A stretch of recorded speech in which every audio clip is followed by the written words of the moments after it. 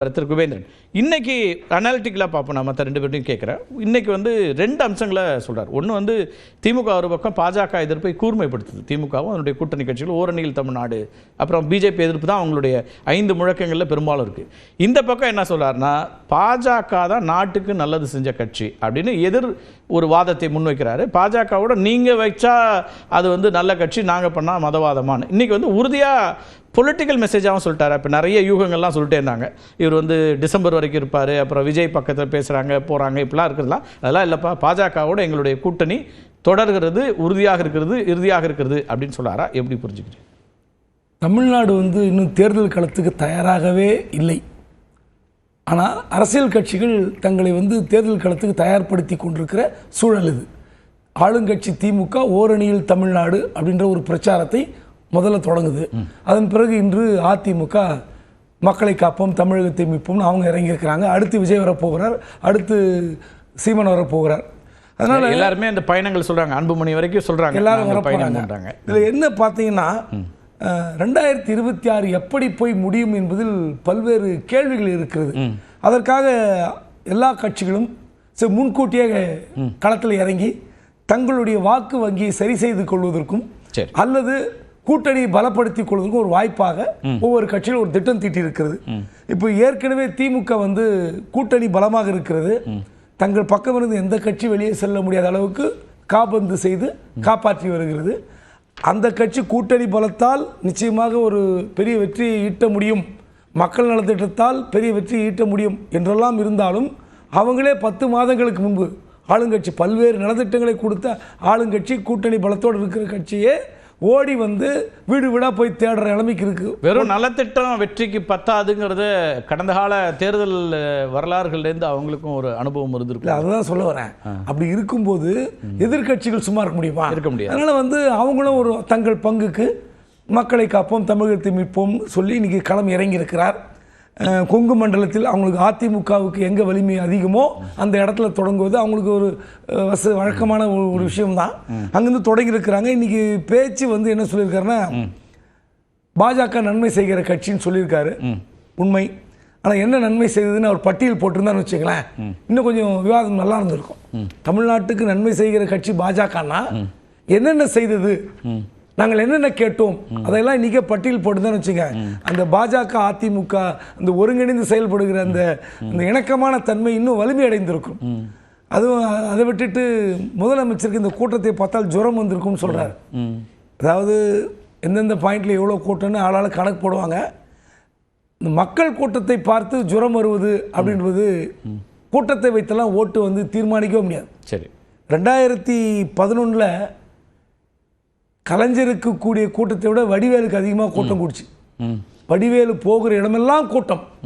திமுக ஜெயிச்சுதா? சரி, அது ஒருத்தர் பார்ப்பதற்காக கூடுகிற கூட்டம் வேறு, பேச்சை கேட்பதற்காக கூடுகிற கூட்டம் வேறு. அப்படிதான் இதை எடுத்துக்கணும். ஆனால் உண்மையிலே எடப்பாடி இதை சொல்லியிருக்கலாம், சொல்ல தவிர்த்திருப்பார், சொல்ல முடியாது. உண்மையிலே அண்ணாமலைக்கு ஜுரம் வந்திருக்கும் இன்னைக்கு. நியாயமாக அதிமுக பாஜக கூட்டணியில் யார் இருந்திருக்கணும் பக்கத்துல?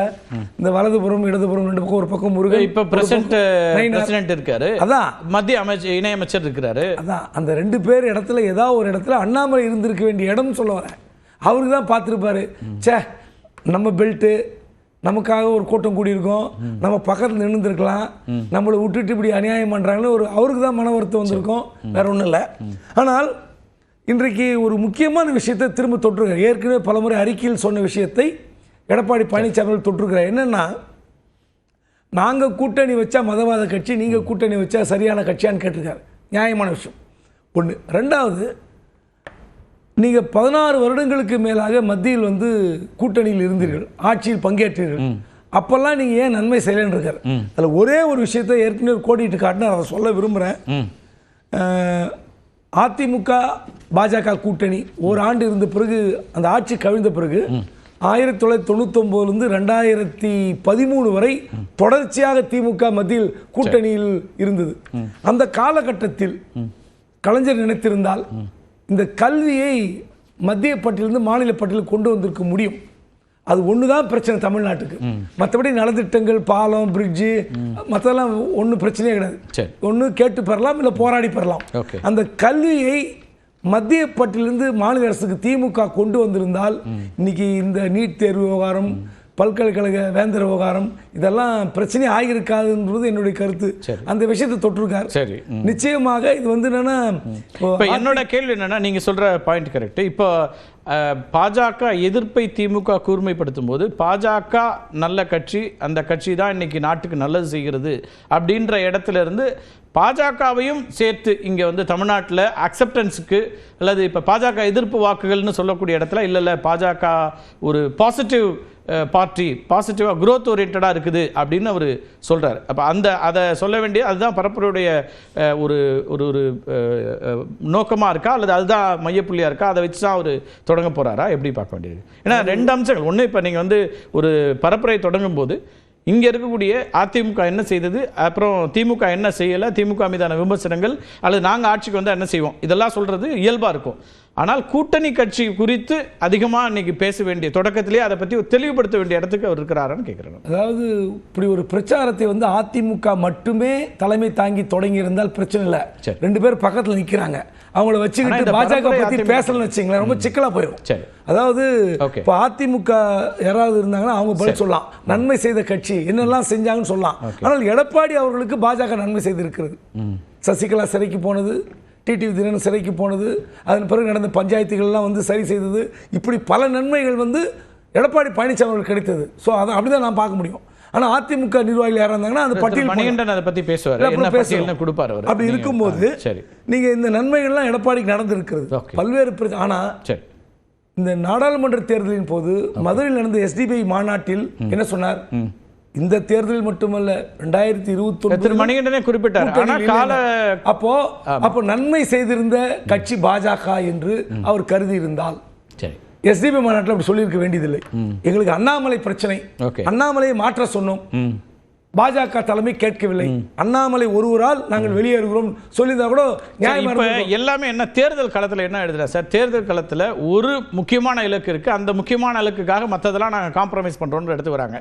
இப்போ திமுக கூட்டணி அடிப்படையில் அமைஞ்சிருக்கிறது பாஜக எதிர்ப்பு, மோடி எதிர்ப்பு. இப்போ இங்க என்ன சொல்றாங்க? திமுகவை வீழ்த்துவதற்கு எல்லோரும் ஒன்றாக வர வேண்டும் அப்படிங்கிறதுல இந்த காம்ப்ரமைஸ்க்கு சில தேவைகளை அல்லது இந்த தேர்தல் வெற்றிக்காக அப்படின்னு சில முடிவுகள் எடுக்கிறாங்கன்னு பார்க்க முடியாது. நாடாளுமன்ற தேர்தல் ஒரே இலக்கு அண்ணாமலை தான். இப்போ நன்மை செய்த கட்சின்னு சொன்னார்ல, அப்போ 2024 ஏன் சொல்ல? அதான் என்னோட கேள்வி. அதனால அண்ணாமலை நீக்கப்பட்டு விட்டார், வழக்கம் போல வந்து போய் சேர்ந்தாங்க. அந்த கோரிக்கை வைத்தார்கள், அண்ணாமலை எடுக்க சொல்லி பட்டவர்த்தனமாக வைக்கப்பட்ட கோரிக்கைக்கு மத்திய பாஜக தலைமை செவி சாய்க்கல, செவி சாய்த்து விட்டது, பிரச்சனை முடிஞ்சது, வந்துட்டாங்க. இப்போ என்னன்னா உங்களுக்கு திமுக பற்றின விமர்சனங்கள் என்னெல்லாம் வைக்கணும் வைப்பார். நீங்க காலையில் விவசாயிகள் நெசவாளர்கள் கூட்டத்தில் சொன்னார்ல, நாங்கள் கொண்டு வந்த திட்டம் எப்படி, நாங்கள் இன்னும் என்ன செய்ய போறோம், நிறைய திட்டங்கள் இருக்கு, இப்போ சொன்னா வெளியே தெரிஞ்சிடும், செய்ய போறோங்க. இல்லை, இப்போ பாஜகவோட தான் கூட்டணிங்கிறத உறுதிப்படுத்துறதுங்கிறது இப்போ திமுகவுக்கான செய்தியா, மக்களுக்கான செய்தியா, இல்லை விஜய்க்கும் சேர்த்த செய்தியா? நாங்கள் இங்கே தான் போகிறோம், நீங்கள் வந்து யார் வேணாலும் வரும். ஏன்னா அவர் வந்து கூட்டணி விரிவுபடுத்தப்படும்னு சொல்கிறார், கூட்டணியில் புதிய கட்சிகள் வருவாங்கன்னு சொல்கிறாரு. அதை எப்படி பார்க்குறீங்க? விஜய் வந்து அதிமுகவுடன் வரமாட்டேன் என்று சொன்ன உறுதியான பிறகுதான் இந்த பாஜக கூட்டணி உறுதியாச்சு.